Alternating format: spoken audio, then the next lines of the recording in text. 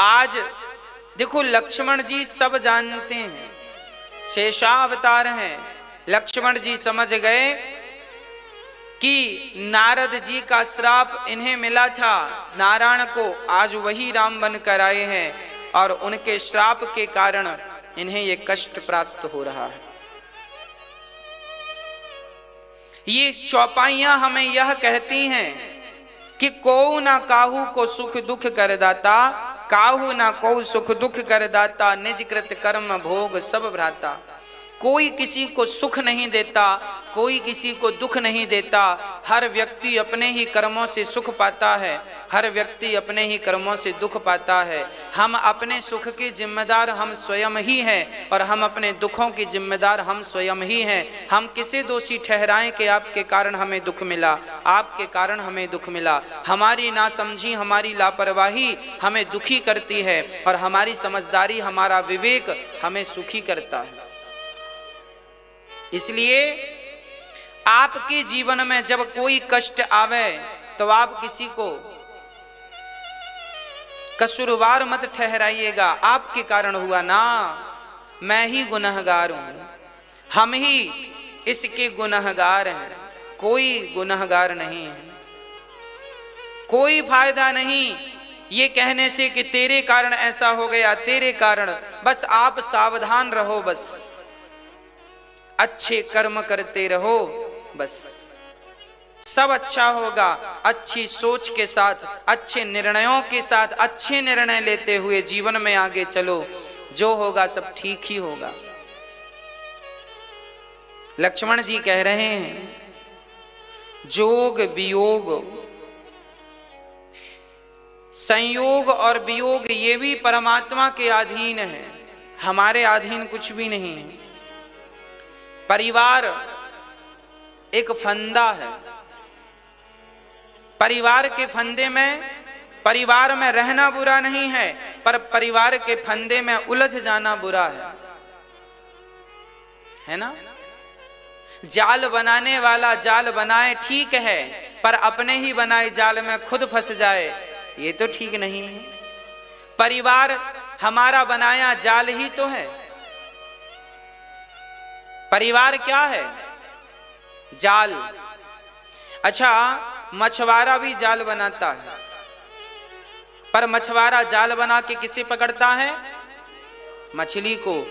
हमारा परिवार भी जाल है, इस जाल से किसे पकड़ना है? भगवान को। हमारा परिवार गृहस्थी एक जाल है, लोग कहते हैं ना जंजाल, लोग कहते हैं ये सब जंजाल है। हाँ साहब, आपकी गृहस्थी भी जंजाल है, हमारी गृहस्थी भी जंजाल है, अर्थात हम सबकी गृहस्थियां जाल हैं। इस जाल से भगवान को पकड़ लोगे तो इस जाल का होना भी सार्थक हो जाएगा। हाँ, आप स्वयं ना उलझ जाएं इस जाल में, भगवान को फंसाइएगा। जैसे मछुआरा मछली को फंसाता है, ऐसे आपको भगवान को फंसाना है, अर्थात भगवान को इस जाल में भीतर कैद करना, हृदय में स्थापित करना है उस परमात्मा को। लक्ष्मण जी कहते हैं सुनो, सपने होय भिखारी नृप, रंकुना के पति होई, जागे लाभु नहानि कछु, तिमि प्रपंच जी जोई।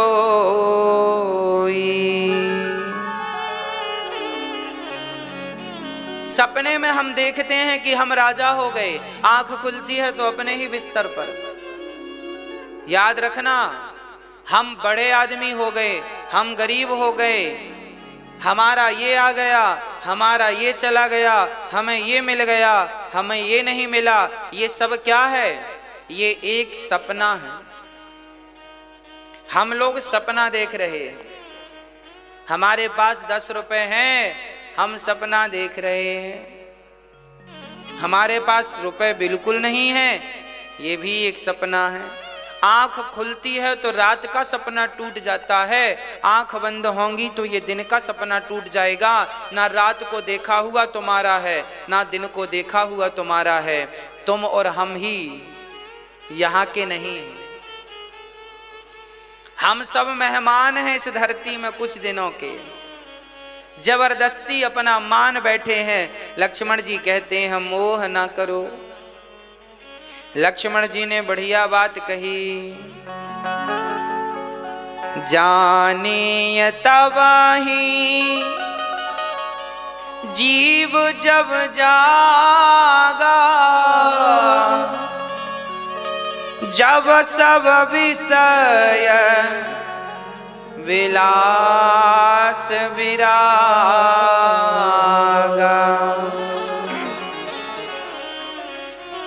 अभी हम लोग सो रहे हैं, जागेंगे कब?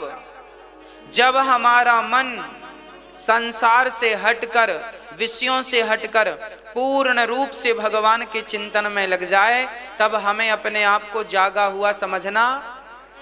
अभी हम सो रहे हैं, जागे नहीं। अभी हम क्या कर रहे हैं? सो रहे हैं। और सुनो निषाद राज जी, हमारे पिता ने गलत नहीं किया। हमारे पिता की जगह कोई भी होता धर्म का पालन करने वाला, तो दिया हुआ वचन भला मुकर कैसे जाता।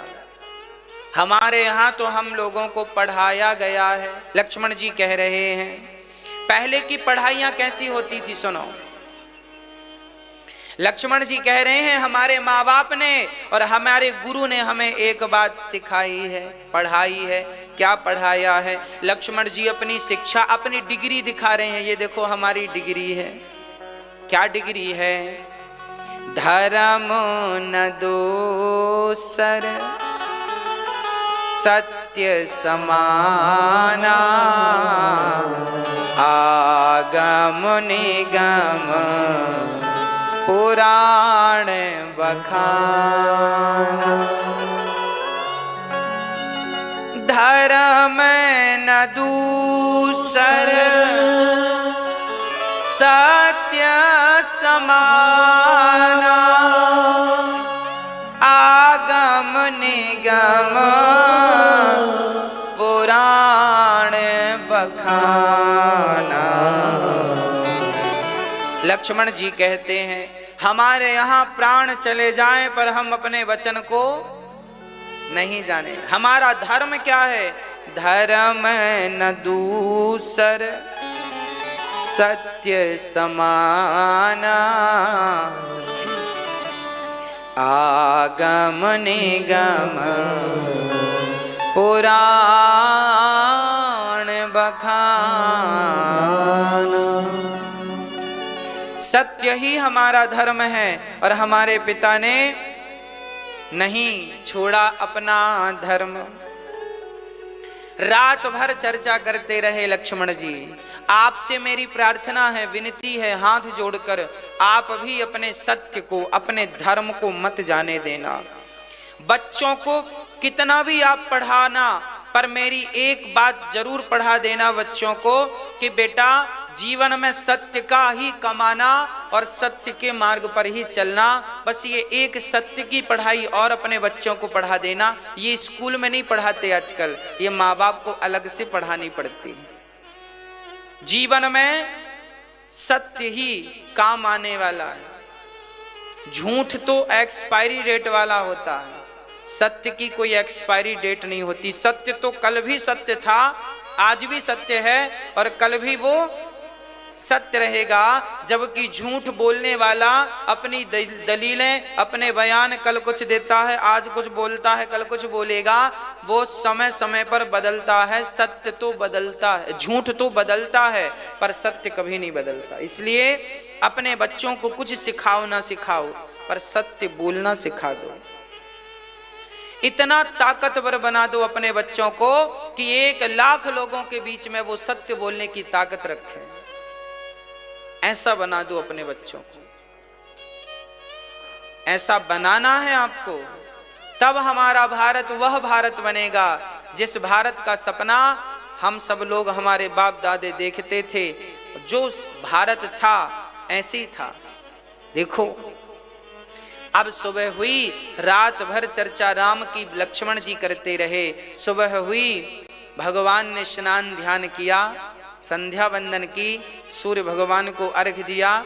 राम लक्ष्मण सीता तीनों चल पड़े। निषाद राज बोले सरकार मैं भी चलूं।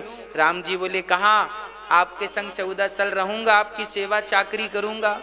राम जी बोले भैया वनवास मुझे हुआ है, बेकार कष्ट आप क्यों उठाओगे। राम जी सेवादार भी इसलिए नहीं रखते कि इन्हें बड़ा कष्ट उठाना पड़ेगा, मैं ही उठा लूं। साथ में सुमंत्र जी भी हैं, सुमंत्र जी भी है ना। अब सुमंत्र जी, निषाद राज जी, राम लक्ष्मण और सीता मां पहुंचे गंगा के किनारे। राम जी ने निषाद सुमंत्र जी से कहा तातश्री आप जाइए, पिता को कहिएगा कि मैं जल्दी से 14 वर्ष का वनवास पूरा करके पिता की आज्ञा का पालन करके वापस आ जाऊंगा, आप जाइए। राम जी सुमंत्र जी को विदा करने लगे। सुमंत्र जी को बरवस राम सुमंत्र पठाए, सुमंत्र जी जा नहीं रहे हैं। बरवस मतलब जबरदस्ती। सुमंत्र जी जब जाने लगे तो जानते हो क्या हुआ, जिस रथ पर राम जी चढ़कर आए उस रथ पर घोड़े जो लगे थे, उन घोड़ों का मुंह जब घुमाने लगे, रथ मोड़ने लगे तो घोड़े हिन हिना करके राम की तरफ भागते हैं। गोस्वामी जी यहाँ लिख रहे हैं, जासु वियोग बिकल पशु ऐसे, प्रजा मातु पितु जी हैं कैसे। जिनके वियोग में घोड़े हिनहिना कर राम की तरफ बढ़ते हैं और राम के पांव को जाकर घोड़े चाटने लगते हैं, आज उन घोड़ों को मोड़ना बड़ा कठिन है। पर राम ने जबरदस्ती कहा सुमंत्र जी से जाओ। आगे राम जी गंगा के तट पर आए तो वहां गंगा के उस पार जाना था, तो वही पार जाने के लिए नाव चाहिए। तो राम जी ने नाव मांगी, राम जी ने नाव मांगी, मांगी नाव ना केवट आना, कहीं तुम्हार मरम मैं जाना। राम जी ने नाव मांगी, भैया केवट नाव लाओ। केवट दौड़ कर आया, प्रभु जी क्या हुआ। भैया मुझे उस पार जाना है, क्या पार उतारोगे। केवट बोला जरूर उतारूंगा, पर सरकार एक छोटी सी समस्या है। क्या समस्या है। बोले मैं आपको यदि अपने नाव में बिठाता हूं तो कल से मैं भूखा मरूंगा। राम जी बोले क्यों, हम तुम्हें उतराई देंगे, क्यों घबरा रहे हो। राम जी से केवट ने कहा आप उतराई तो तब दोगे जब आप पार होगे, क्यों तू हमें पार नहीं लगाएगा। राम जी कैसे पार लगाऊंगा, आप अपना पांव हमारी नाव में रखेंगे तो वो नाव हमारी तुरंत अब भी स्त्री बन जाएगी, स्त्री बन जाएगी। तो दो समस्या है। पहली बात तो ये है कि हमारी नाव खत्म हो जाएगी, परिवार इसी से चलता है, और दूसरा एक घरवाली है उसका बजट ही अभी इतना है, दो हो जाएंगी तो बजट बढ़ जाएगा, बजट तो बढ़ गया और नाव भी चली गई। खर्चे, हाँ आमदनी अठन्नी, खर्चा रुपया। राम जी बोले क्या कह रहे हो, हमें कुछ समझ में नहीं आता। केवट ने कहा कहाँ ही तुम्हार मरम में जाना। केवट बोला सरकार मैं आपके मर्म को जानता हूं। कौन सा मर्म? छुअत सिला भई नारी सुहाई, पाहन तेना काठ कठिनाई।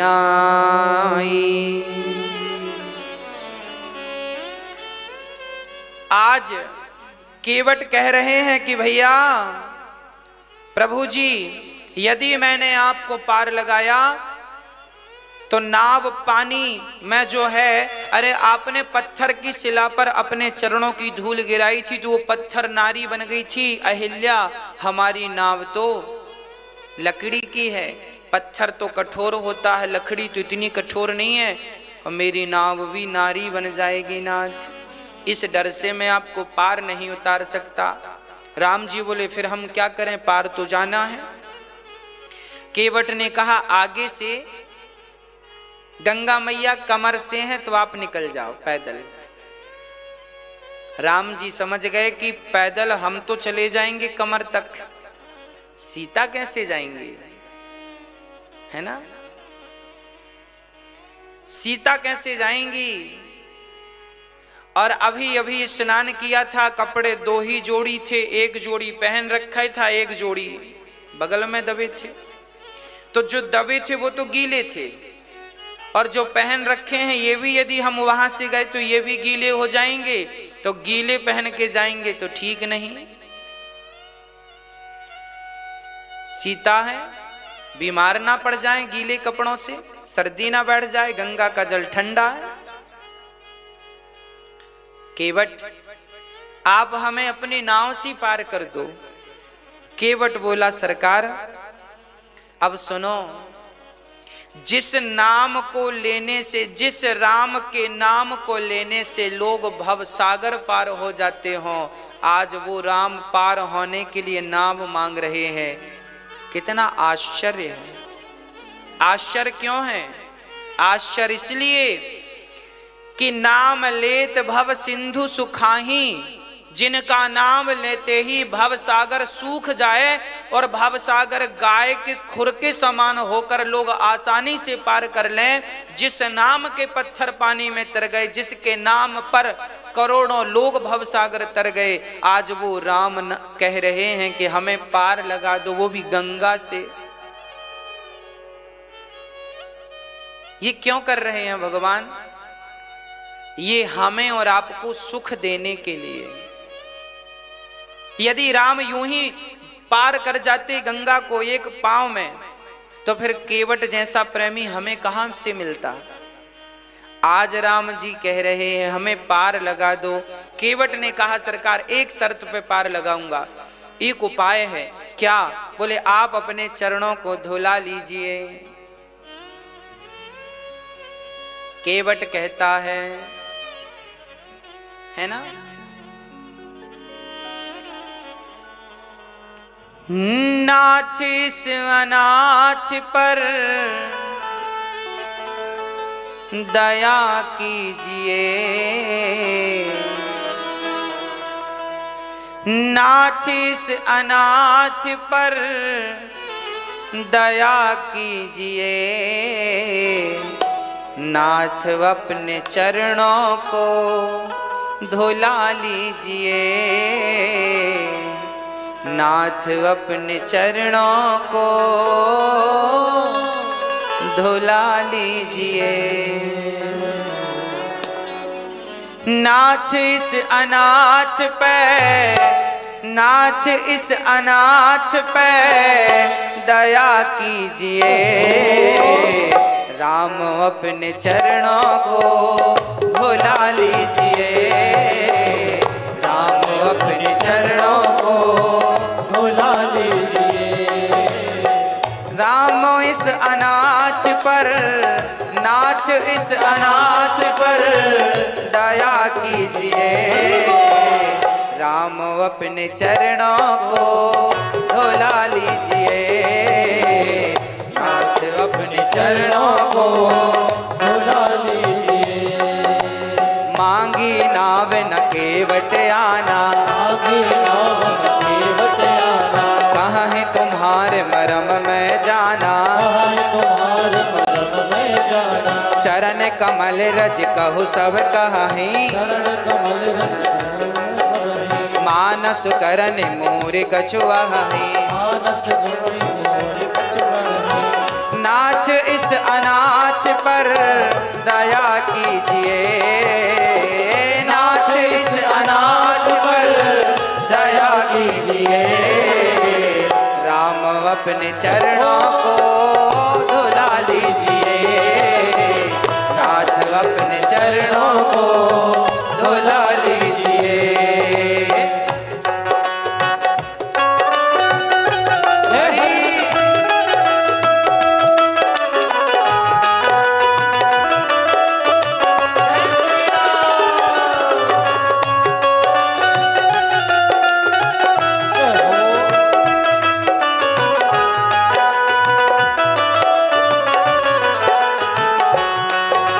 छुअत से लाभई नारी सुहाई, छुअत से लाभई नारी सुहाई। पाहन ते न काठ कठिनाई, पाहन ते काठ कठिनाई। तरन्यो मुनि घर ने हुई जाई, तरन्यो मुनि घर ने हुई जाई। बाट पर मोरी नाव उड़ाई। बात बड़े मोरी बुराई। नाथ इस अनाथ पर दया कीजिए, नाथ इस अनाथ पर दया कीजिए। राम अपने चरणों को धुला लीजिए, राम अपने चरणों को धुला लीजिए, राम अपने चरणों को धुला लीजिए, राम अपने चरणों को धुला लीजिए।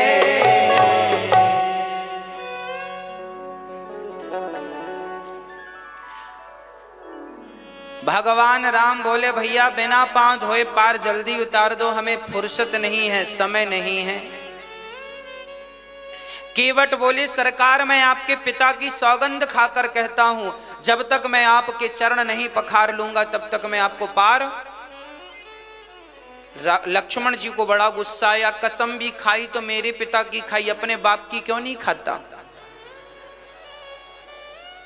लक्ष्मण जी बोले कसम मेरे पिता की क्यों खाई, अभी तुझे मैं मार डालूंगा।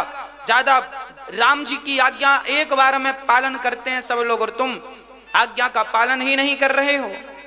हाँ आज्ञा का पालन करो, नहीं तो आज्ञा का पालन करो। प्रिय भक्तों, अब भगवान श्री राम खड़े मुस्कुरा रहे हैं और लक्ष्मण जी देख रहे हैं। केवट बोला सुनो लक्ष्मण जी, यदि आप हमें मार भी देंगे तो हमें फर्क नहीं पड़ता, हमें मारना चाहते हो तो मार डालो। जब मरूंगा तो मैं जाकर के कहूंगा, मुझसे पूछा जाएगा तुम्हें किसने मारा, तो मैं क्या कहूंगा सुनो। रघुनाथ सुप्राणन सो प्रिय बंधु, वही मुझे बाण से मारत है। मुझे कौन मार रहा है? वो लक्ष्मण जो रघुनाथ जी को प्राणों से प्रिय है। यमराज बोलेंगे क्यों मारा, गवाह कौन है? तो मैं कहूंगा रघुनाथ सुप्राणन सो प्रिय बंधु, वही मुझे बाण से मारत है। अपराध क्या है? अपराध यही इस दास का है रघुनाथ के पाँव पखारत है।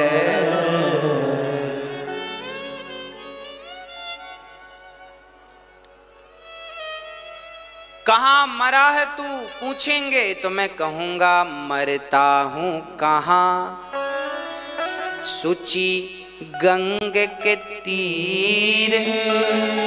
और गवाही कौन? रघुनाथ सुनाथ निहारत है। राम जी गवाही देंगे, मरूंगा गंगा के किनारे। मारने वाला राम का भाई। अपराध इसका यही है कि केवल राम के चरण धोना। यदि राम के चरण पखारने की सजा मृत्यु है तो लक्ष्मण मुझे मार दो, मैं मरना चाहता हूं। अरे राम की सेवा करने के लिए यदि उनकी सेवा की जिद के कारण यदि मौत भी आ जाए तो मैं मरना स्वीकार करूंगा, पर राम की सेवा छोड़ना तो स्वीकार नहीं कर सकता। ये मौका गंवाना स्वीकार नहीं करूंगा। लक्ष्मण जी ने बाण पकड़े थे, छोड़ दिए। सुनि केवट के बैन प्रेम लपेटे अटपटे, विह से करुणा ऐन चितई जान की लखन तन। आज भगवान राम मुस्कुराए हैं। जब राम जी आए ना तो केवट के यहाँ रोते हुए राम जी आए हैं, क्योंकि निषाद सुमंत्र जी को भेजा तो सुमंत्र जी रोने लगे। तो सुमंत्र को देख करके राम जी की आंखों में भी आंसू आ गए। केवट ने मन में संकल्प ले लिया कि राम मेरे घाट में रोते रोते आए हो, आपको हंसा कर ना भेजा तो मेरा नाम केवट नहीं। ऐसी बातें करता है कि राम को हंसी आ गई। बेहसे करुणा ऐन। आज करुणा करने वाले परमात्मा आज लक्ष्मण और सीता को देखकर इसलिए हंसे क्योंकि लक्ष्मण और सीता दोनों ने राम का एक एक पांव बांट रखा है। जब राम जी का विवाह हुआ तो राम जब सोने गए ना तो लक्ष्मण जी आ गए। सीता जी लंबा घूंघट डाले बैठी ही थी। लक्ष्मण जी आ गए। सीता ने राम से कहा, ये देवर जी यहाँ इस समय क्या कर रहे हैं? राम जी बोले, ये रोज आता है, लक्ष्मण है, हमारे पांव दबाता है। जब तक पांव नहीं दबा लेता तब तक ये सोता नहीं है। सीता जी बोली, दोनों पांव दबाते हैं? हाँ हाँ दोनों पांव दबाते हैं। लक्ष्मण जी पांव दबाने लगे। एक दिन तो ठीक सीता माँ ने देख लिया, कोई बात। दूसरे दिन फिर आ गए। 2 घंटे पांव दबा रहे हैं, एक एक घंटा एक पांव। अब सीता जी 2 घंटे क्या करें, बैठी। तो सीता जी ने लक्ष्मण जी से कहा, सुनो भैया लक्ष्मण, आज आपकी भाभी आपसे कुछ मांगना चाहती है, क्या दोगे? हाँ हाँ भाभी जी, आप तो माँ हैं, आज्ञा करो, क्या चाहती हो? तब लक्ष्मण जी से माता सीता ने कहा, हे लक्ष्मण, हे भैया, आप यदि अपनी माँ को कुछ देना चाहते हो तो आप एक चरण की सेवा मुझे सौंप दो। दोनों चरणों की आप ही कर लेते हैं। मैं अभागिन हूँ, मुझे तो कुछ मिलता ही नहीं, कम से कम एक चरण तो दो। लक्ष्मण जी बोले, ठीक है, फिर दाहिना पांव आपका, बायां पांव मेरा, ठीक है। आज राम जी सीता और लक्ष्मण की तरफ इसलिए देखे कि सुनो, आप दोनों का कब्जा एक एक पांव पर है, पर आज ये केवट तुम दोनों से भाग्यशाली है, मेरे दोनों चरणों पर कब्जा करके बैठा है। क्या कहता है? कहता क्या है केवट कि प्रभु आज मैं आपके चरण धोऊंगा। राम जी बोले, चल भैया धो ले। केवट राम रजाय सुपावा, पानी कठवता भरी ले आवा। आज कठौता में पानी लाया। केवट बड़ा चतुर है, कठौती में पानी नहीं लाया। कठौती स्त्रीलिंग है, कठौता पुल्लिंग है। उसको पता था बनेगी कठौती से तो लड़की बन जाएगी, और लड़की बनेगी तो खर्चे का घर, इसलिए कठौता लाया। बने तो लड़का ही बने, नाव चलाने के काम आएगा। तो कठौता में पानी भर के लाया और राम जी से कहता है प्रभु इस पे पांव रख लो। अच्छा कठौता क्यों लाया? ये कठौता क्या होता है जानते हैं?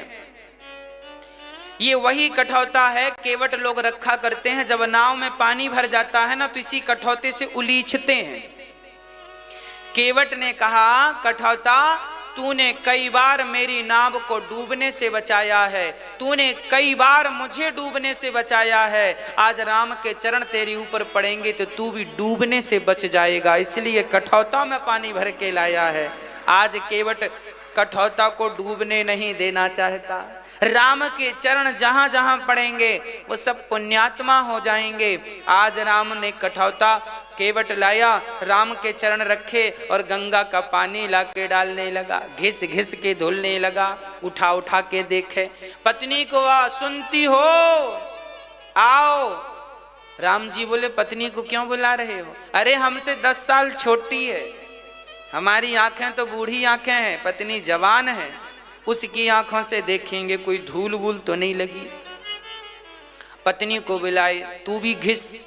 राम के चरण घिस रही हैं बड़े प्यार से। तब तक छोटा सा बच्चा, सुनो, अपने आप बच्चे को आवाज लगाया, सुनो बेटा, पुत्र आया। अरे बेटे को क्यों बुला रहे हो केवट? अरे बेटा तो अभी 10 ही साल का है, नई आंखें, एक कण भी धूल का लगा रह गया तो मेरी नाव तो नारी बन जाएगी, इसलिए मैं रिस्क लेना नहीं चाहता। अब तो केवट गोस्वामी जी लिख रहे हैं, पद कमल धोई चढ़ाए नावना, नाथ उतराई चाहो मोहि राम राउरियान, दशरथ सपत सब साची कहो, परु तीर मारहु लखन पे जब लगे न पाय पखारे हो, तब लगे न तुलसीदास नाथ कृपाल पारो तारे हो। आज मेरे सिर पे अपने हाथ रख लो ऐसे, देखो जबरदस्ती हाथ रखवा रहा, चतुर सुजान है, जबरदस्ती हाथ रखवा रहा है। जब राम ने केवट के मस्तक पर हाथ रखे तो राम की आंखों से टप टप आंसू गिरने लगे। केवट बोले सरकार आप रोए क्यों? तब राम ने कहा कि मुझे अहंकार आ गया था, मुझे लगा कि मैं ही सब भक्तों को थामता हूं, पर आज पता चल गया कि जब राम कभी डगमगाते हैं तो भक्त ही उन्हें थामते हैं। जब राम डगमग डोले तो केवट के मस्तक पर हाथ रखे तो राम की डगमगाहट मिट गई, अर्थात बल मिल गया। जब आप किसी का सिर या कंधा पकड़ेंगे तो आपको सहारा तो मिलता ही है। आज राम को, आज भगवान को भक्त का सहारा मिल गया। आपको क्या लगता है केवल भक्तों को ही भगवान का सहारा है? हाँ, हमें तो उनका सहारा है, पर यह भी याद रखना कि उन्हें भक्तों का सहारा है। हाँ, केवट ने चरण धोए और चरण धो करके केवट बोला सरकार अब चरण धुल गए हैं, आप यहां बैठो, जो बेटिंग में खड़े थे पहले हम उनको पार लगा दे। राम जी बोले कौन खड़ा है यहां, मेरे सिवा कोई नहीं है।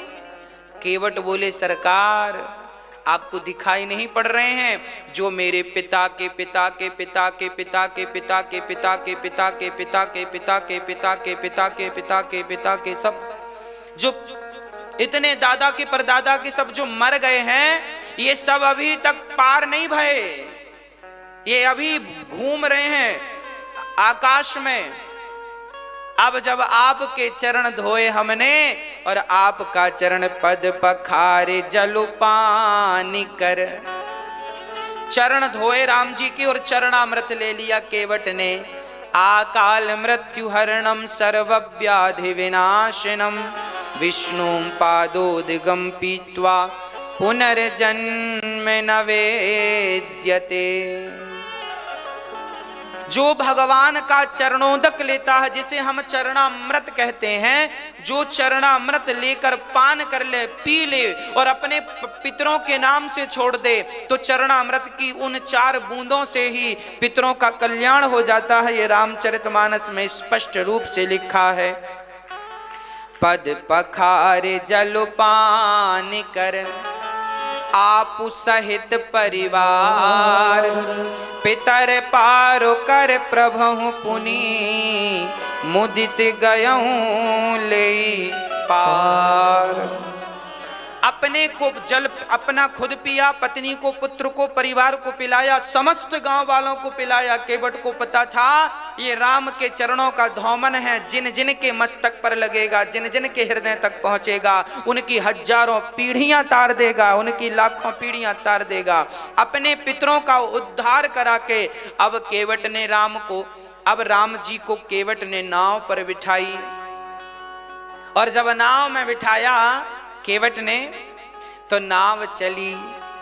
अब केवट नाव चला रहा है, और नाव चलाते चलाते कह रहा है केवट, क्या कह रहा? मेरी नैया में लक्ष्मण राम, ओ गंगा मैया धीरे बहो। है ना, बड़ी जोर जोर से बह रही है गंगा मैया।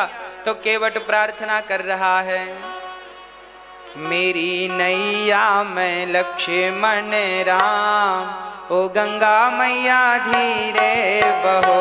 मेरी नैया में लक्ष्मण राम, गंगा मैया धीरे बहो। मेरी नैया में लक्ष्मण राम, गंगा मैया धीरे बहो। मेरी नैया में लक्ष्मण राम, गंगा मैया धीरे बहो।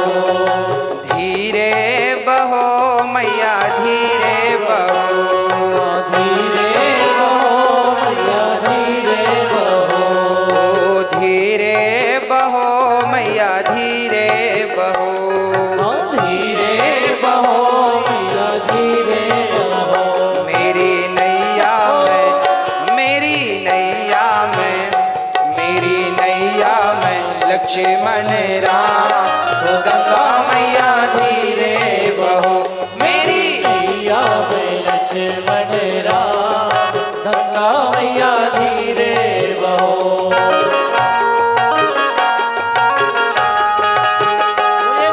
हरी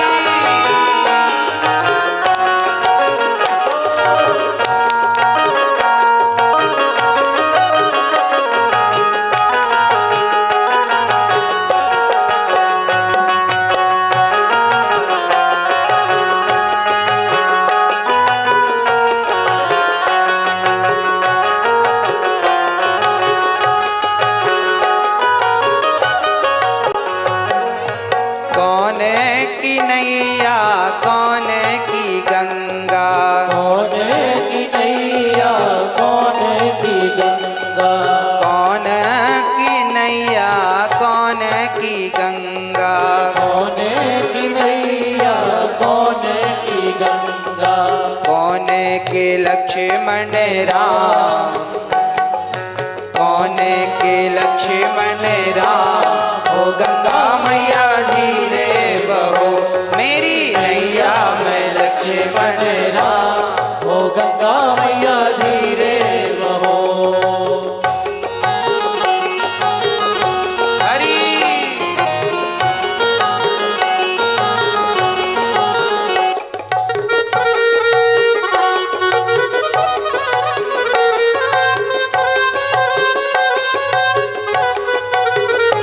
हरी बोल।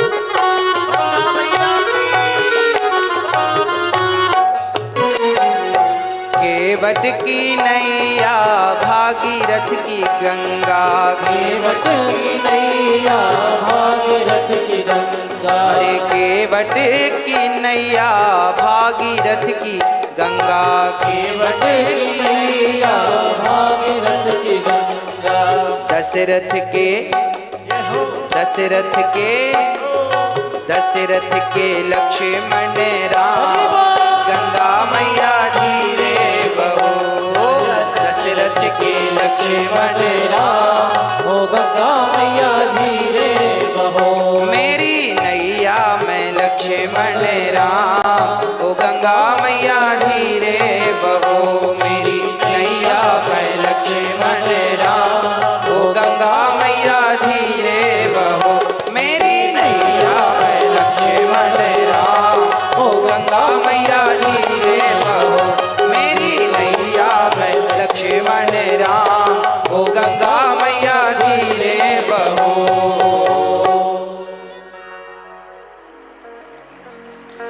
बड़े प्रेम से केवट नाव जब चलाने लगे तो केवट की नाव नदी में डगमग डगमग ऐसे ऐसे डोलने लग गई। राम जी बोले, भैया केवट नाव क्यों डुला रहे हो? हमसे तैरना नहीं आता, क्या डुबाने का विचार है? केवट बोला, सरकार आपको तैरना नहीं आता तो क्या हुआ, हमको तो आता है। आप एक काम करो, मेरा हाथ पकड़ लो। केवट ने राम का हाथ नहीं पकड़ा। केवट को पता था कि यदि मैंने राम का हाथ पकड़ लिया तो मैं अहंकारवश कभी भी राम को छोड़ सकता हूं, पर जिसे भगवान ने एक बार पकड़ लिया सो भगवान कभी नहीं छोड़ेंगे, इसलिए मैं राम को नहीं पकड़ूंगा। राम आप मुझे पकड़ लीजिए। अच्छा, आप लोगों ने भगवान को पकड़ तो नहीं रखा? हाँ, आप लोग भगवान को ना पकड़ा करो, क्योंकि हमने यदि भगवान को पकड़ लिया तो हम तो तुच्छ प्राणी हैं, छोड़ भी देते हैं।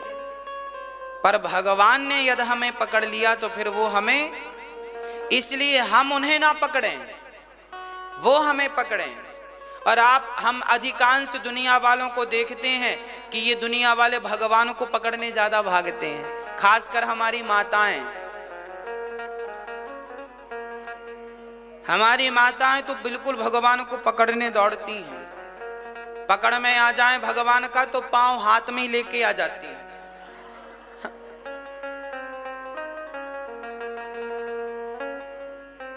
नवरात्रि में माता जी रखी थी, एक मैया नहीं मानी, नहीं मैं तो माता जी के पांव पकड़ूंगी।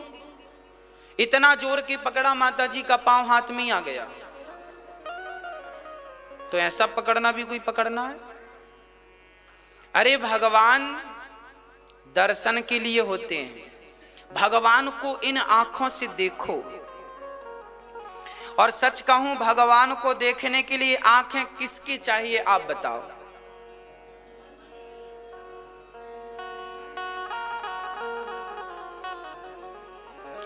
देखन चाहूं राम को आंख आंधिरी होय।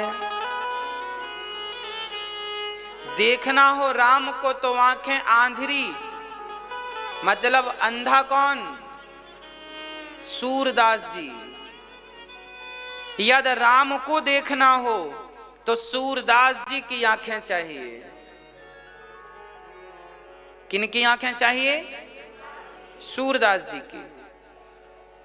देखन चाहो राम को तो आंख आंधरी होए। राम को देखना है, परमात्मा को देखना है तो आंखें सूरदास की तरह हो।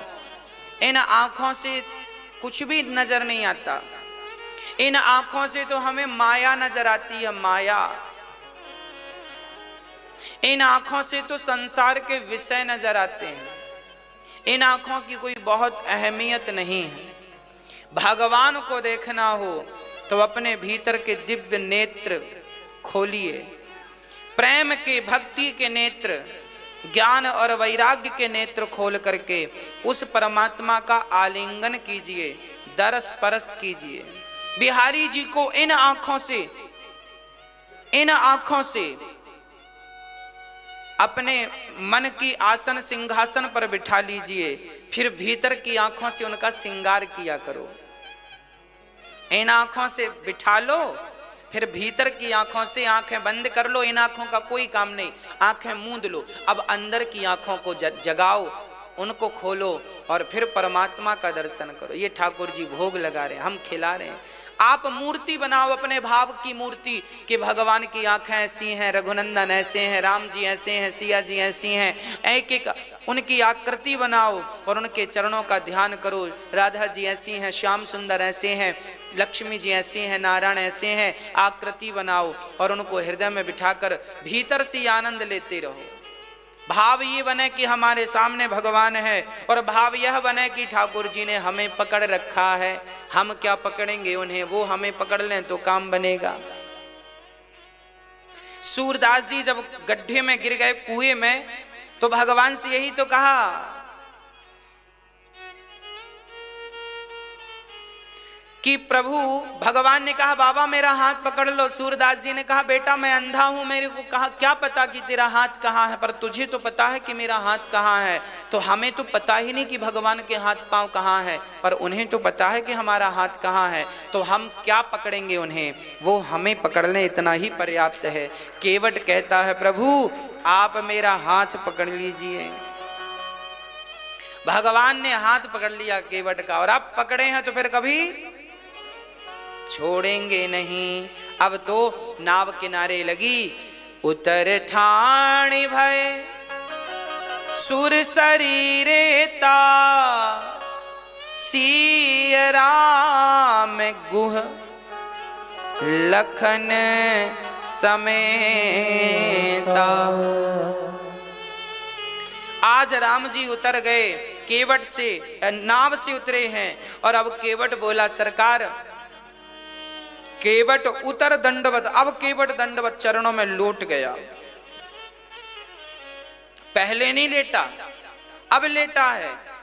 चरणों में लेट जाने का अर्थ होता है जिसके चरणों में आप लेटते हैं, दंडवत करते हैं, अर्थात आप अपना समर्पण कर देते हैं, है ना। इसलिए भगवान के मंदिर में जाओ तो लेट कर प्रणाम करो। पुरुषों को बोल रहे हैं, स्त्रियों को लेट के प्रणाम नहीं करना चाहिए। दंडवत प्रणाम केवल पुरुष करें, स्त्रियां ना करें। स्त्रियां तो घुटनों को जमीन में रख के अपना माथा जमीन में रखो बस।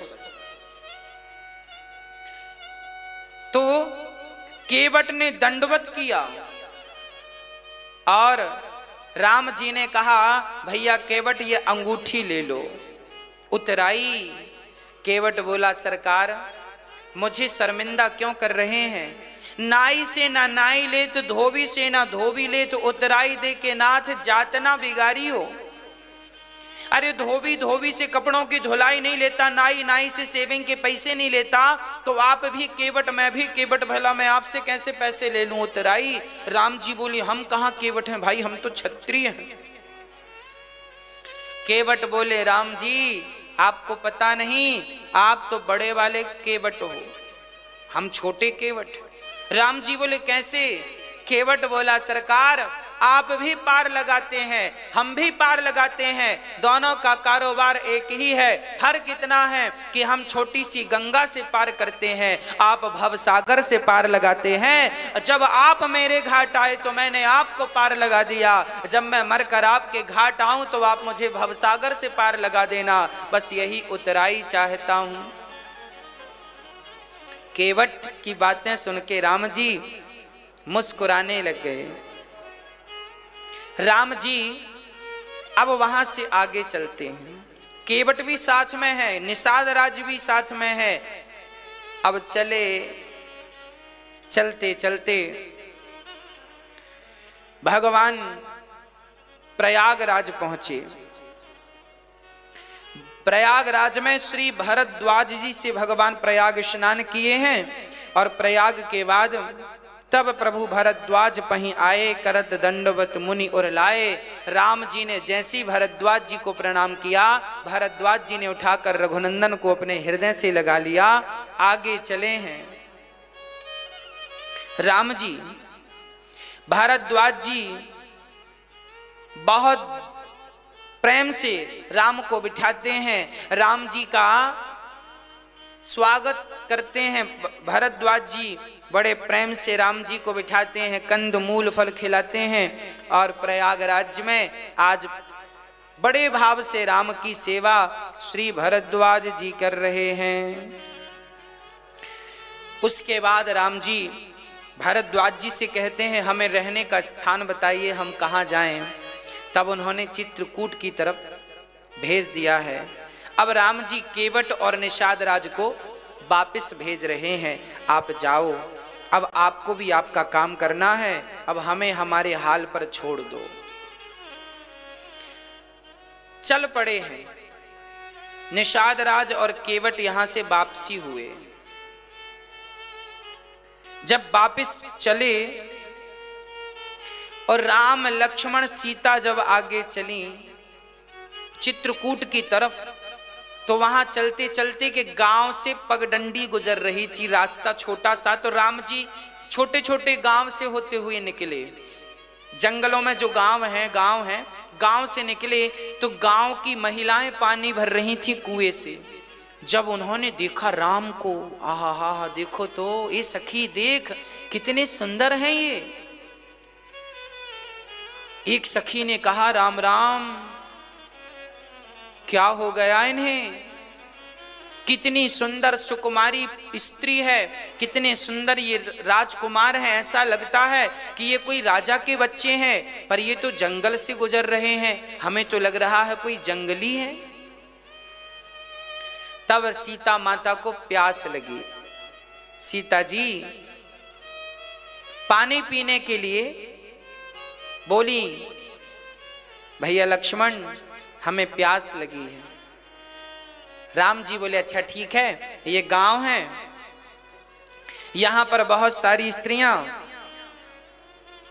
पानी भर रही हैं, चलो यहीं चलते हैं। तो राम जी कुएं के पास गए तो वहां सारी सखियां देखकर गदगद हो गई, चलो हमारे पास आए। तो सखियों ने क्या किया, सीता को अपने पास बिठा लिया। औरत स्त्रियों में बैठ गई, राम लक्ष्मण वहां बैठे थे। उन सखियों ने राम को पानी पिलाया। राम जी ऐसे हाथ धुल करके फिर पानी पीते हैं, वो बाल्टी से ऐसे डाल रही है। फिर लक्ष्मण जी पानी जब लक्ष्मण को मिला तो लक्ष्मण जी ने पहले पानी पिया नहीं, चुल्लू में हाथ में लेकर के राम के चरणों में डाल करके राम के चरणों को अपने पल्लू से पीतांबर से पहुंचे हैं। रक्त इत्यादि छाले पड़ गए थे, थोड़ी सी ठंडक मिली, गर्मी का मौसम था, राम के चरणों को बड़े प्रेम से धो रहे हैं। लखन लाल जी प्यास बहुत लगी है लक्ष्मण को, पर अपनी प्यास भूल गए। इन छालों के सामने यह प्रेम है, यह भक्ति है। लक्ष्मण जी ने चरण धोए और सिया जी अब बैठी हैं वहां, तो वो सखियां पूछ रही हैं देवी तुम कौन हो। सिया जी कहती हैं हम जनक की पुत्री सीता हैं। अच्छा तो ये दो पुरुष कौन है तुम्हारे साथ। सिया जी कहती हैं ये जो छोटे वाले हैं ना, चरण धो रहे हैं गोरे, ये हमारे देवर हैं। अच्छा ये तुम्हारे देवर हैं, तो फिर ये बड़े वाले कौन हैं। अब सीता जी सकुचा गई। देखिए पहले की स्त्रियां ये भी कहने में संकोच करती थी चार लोगों के सामने कि ये हमारे पति, और आज की तो गाना गाती हमारे हस्बैंड है। आज तो डिंडोरा पीटती हमारा हस्बैंड, और आजकल तो नाम भी लेके बुलाते, ए राव यहां जो भी नाम है XYZ नाम लेके बुलाए, ऐसा लगता है ये पत्नी नहीं है अम्मा है।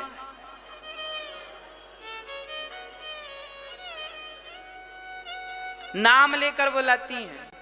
और यहां सखियां पूछ रही हैं ये कौन है, तो सिया जी ये कहने में सकुचा रही हैं कि ये हमारे पति। क्या मर्यादा थी। देखो जीवन मर्यादित हो तो ठीक है, सबकी अपनी अपनी मर्यादाएं हैं। क्या बोलें क्या ना बोलें, बोलने की भी अपनी मर्यादाएं हैं। किसका नाम लें किसका नाम ना लें, कहां हंसें कहां ना हंसें, हाँ मर्यादा है। मर्यादाओं में रहोगे तो सुखी रहोगे, मर्यादाओं का उल्लंघन जब करोगे तो दुखी हो जाओगे। सीता जी अपना पता दे रही हैं और वहां सारी सखियों ने राम लला का, श्याम सुंदर का, राम जी का, लखन लाल जी का, माता सीता का वंदन किया, प्रार्थना की कि आप यहीं रुक जाओ, वो सारे गांव वाले तैयार हो गए, हम भी आपके साथ चलेंगे। हे भगवान, कैकेयी ने क्या गजब कर डाला, ऐसे राम को घर से निकाल दिया। गांव वाले बहुत रोए। राम जी ने सबको समझाया, आप लोग आराम से रहिए। राम जी वनवास